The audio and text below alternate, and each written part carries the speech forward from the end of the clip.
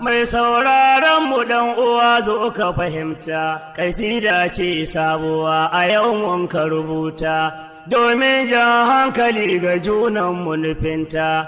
Malam yadda ka fahimta ma zo ya kiranta, dan za mu ya gargaɗi da nuni da zumunta. In kautal ko en golgimol e fulful de mbaɗaymi, kase no fina non onon to ammin kotorimi. I jooɗiɗo i tonto laaɓi har gelle mbi'aymi, i gayna ko i ɓiɓɓe laamu min kam kotorimi. Ɗale huɓɓuki hiite habre har yimɓe i soyta. Waƙar ta ƙunshi hattara ne a arewa, ina Hausawa da ku Fulani na kacewa.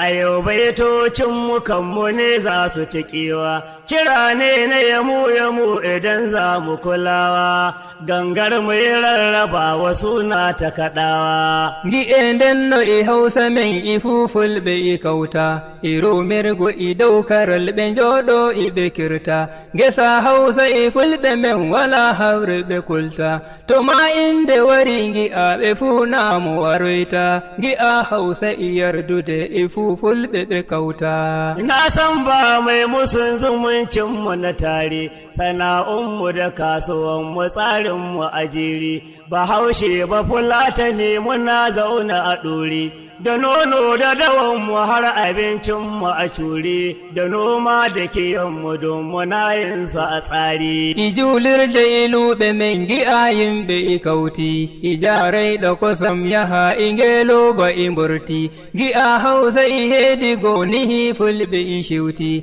amma hande nane gi'e ko wango ita ko laati. Gi'a Hausa i fulɓe men i nder ladde i ata. Bahaushe ba Fulatani ina son ku ji cewa kuna da zumunta ta gaske gado da daɗewa, da mun ƙi da mun so jininmu yau ba ya rabewa.